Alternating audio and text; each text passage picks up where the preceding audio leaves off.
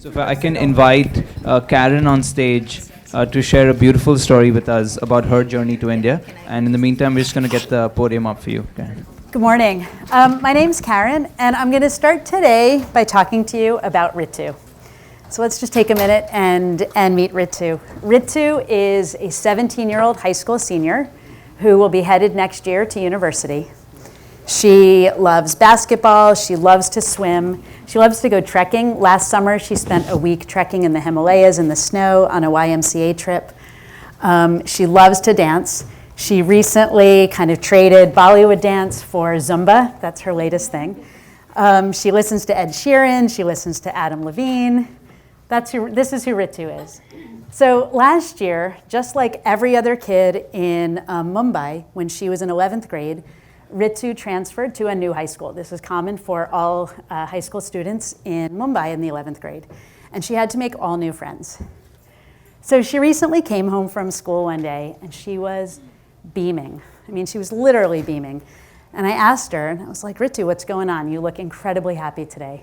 And she told me that she had finally found the courage that day to tell all of her new friends about her background. And she told me that she had told all of her friends that she had been living at the Sharanam Center for Girls since she was 9 years old.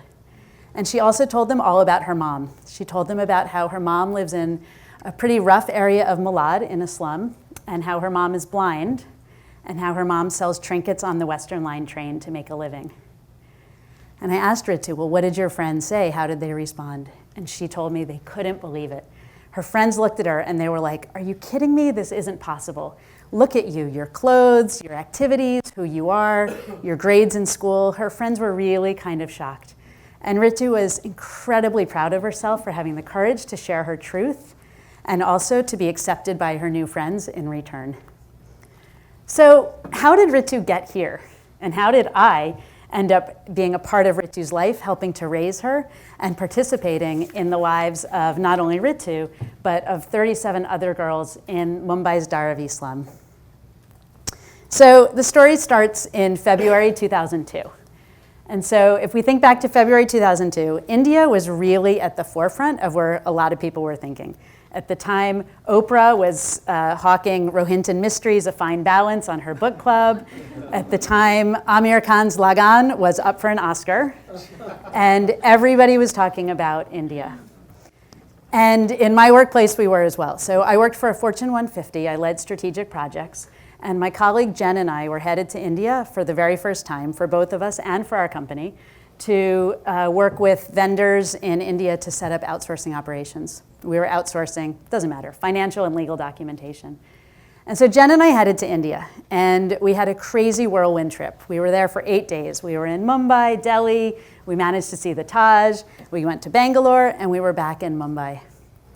And on the last day of our trip, our vendor said to us, kind of in an offhand way, do you guys want to visit an orphanage? And Jen and I literally were kind of like, okay, do we have time?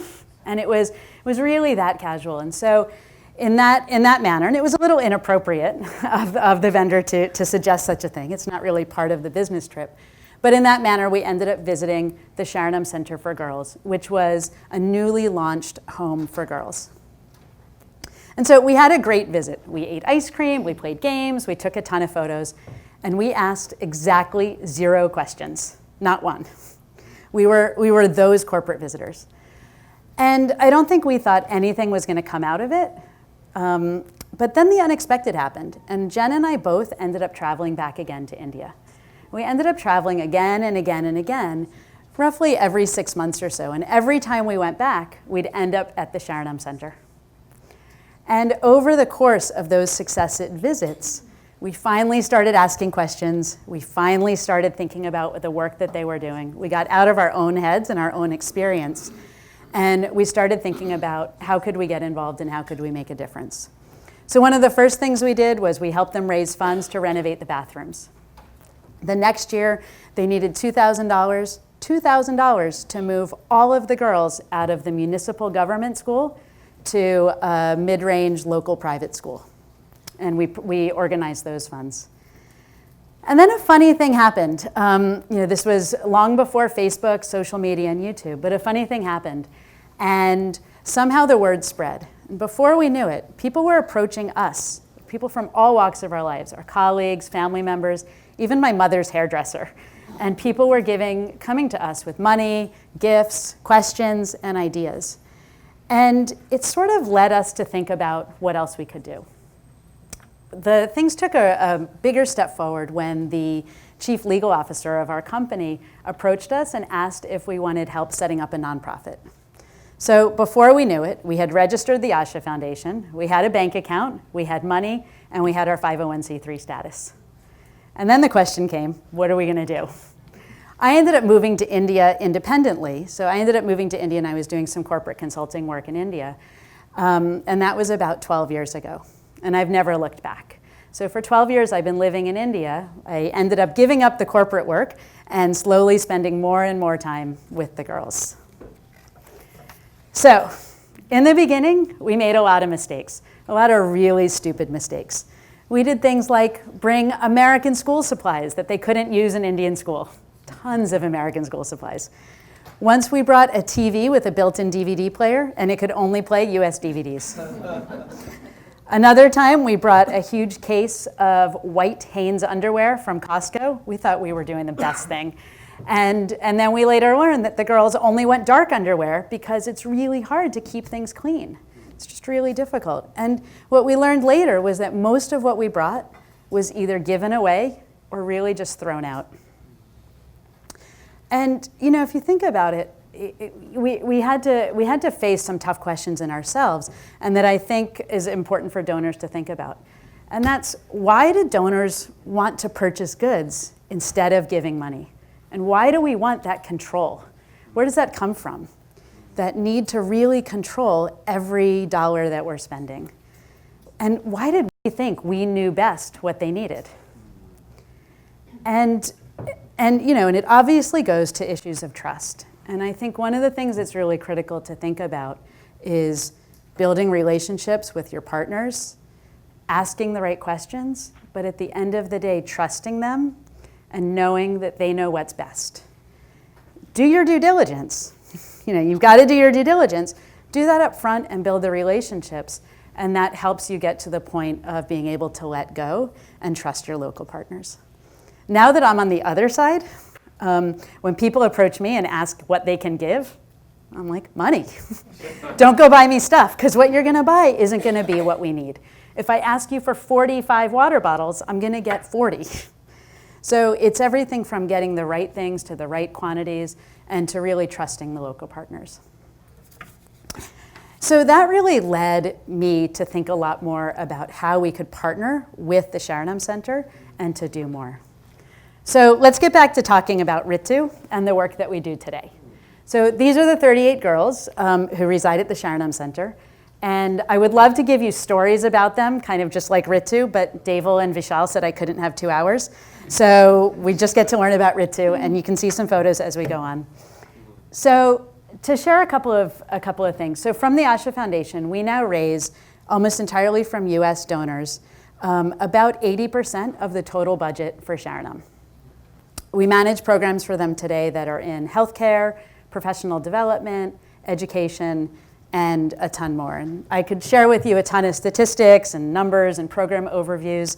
I can tell you about the 9 college graduates that we have, or the 14 girls that are now working full-time and living their lives independently. But instead, what I want to do is really talk about the work that's helped Ritu be Ritu. So first off, Sharanam's a home. So we're a home for girls. We're not a school. The girls get up and they go to school every day. And so in the beginning, when I started spending time with them and learning more about their schooling, the Indian school system seemed really daunting. That didn't seem like any place where I was going to be able to make a measurable impact. They studied in Hindi. I didn't understand the curriculum. I don't know how to memorize. These were things that weren't going to be possible for me to make an impact in. So I started thinking about how our girls had huge gaps in their life experiences as compared to their peers. I started thinking about how all the things that they saw on TV or that their other peers in Mumbai experienced, whether it's going to a restaurant or going shopping, that these were things that were rare and foreign for our girls. And suddenly I found my niche. I realized this was something I could do. And so that year, I took all the girls back to school shopping. And for the first time, they went into a regular shop and they made their own choices. They bought their own book bags that met their own needs for individuality. They chose their own rain jackets and they chose their own rainy season shoes. One of the next things that we did was we found a basketball class, and we started going to weekly basketball class at the YMCA. This was instead of attending kind of one-off corporate sports days. We've all been to those. And so instead of doing kind of the one-off programs, we ended up starting basketball as a routine activity every single week. And they learned to develop skill mastery. And from there, our work in social exposure really exploded. And we really started to build our lives around, our routine lives, around experiences that are on par or beyond their peers. And this really helped our girls to see that they belong and deserve to be in any social environment. It's really set the stage for the kinds of lives that they strive for as adults. But in case you're thinking that their lives are all shopping and airplanes and eating out, because I know you saw a lot of like really fun photos, I want to do a quick reality check. We are still in Dharavi. We walk these streets every single day, twice a day, the scenes that you're seeing on the screen. So when you juxtapose this image with the photos that you saw in the beginning, this is the reality of what these kids are living in. And we're really straddling both sides. The kids sleep on the floor, we don't have beds, sometimes there's rats, there's no air conditioning. The kids all wash their clothes themselves by hand in a bucket. So we're straddling this world of regularity in restaurants, going to the movies, airplanes for vacations. So all the kids have flown on an airplane with the reality of life in Dharavi. You know, when I think about the work that we do, I don't really see myself as a social worker or working in the social sector. I think the work that I do, I'm a parent. And I'm parenting these kids. And so the approaches that we are taking with these kids are probably really similar to the approaches that most of you are in this room take with your own kids. We're trying to figure out how do we get them the best experiences and the exposure and the opportunities that they need so that they can be the best versions of themselves in the future. And so that means tons of love, lots of individual attention, and lots of opportunities for their own decision-making and agency in their futures. I'm running out of time. I'm gonna do one last thing, which is a final introduction to Sushmita and Prachi. This is a quick video of them. It was 2 years ago on a normal summer day. And just as you listen to them and think about your role in making a difference in India, I just ask that you think about building relationships and trusting your local partners and leading with love, because these are the kids of the future. How's your day today? It was nice. Was it busy? Yes. Why was it so busy? What did you do today? In the morning we did karate, then gymnastics, then in the afternoon we did bicycle riding, then swimming, and now we are going to do basketball. Oh my gosh, that's so much activity. Then we will go to Lisa Didi's house, or otherwise we'll play in the garden. You want to play in a garden and do more activities? Mickey Mouse garden. In the Mickey Mouse garden. Was today super busy? Yes. Are you tired? No. Good. Do you have more energy? Yes. Do you think it's healthy for you to do so much all day long? Yes. So no, it's not healthy. So tell me again, what all did you do today? You did Karate, gymnastics, bicycle riding, swimming, now basketball, and after that we'll do Mickey Mouse garden and Lisa Didi's house. What a day. What a day. It was a great day. Thank you. Bye. Welcome. Thank you.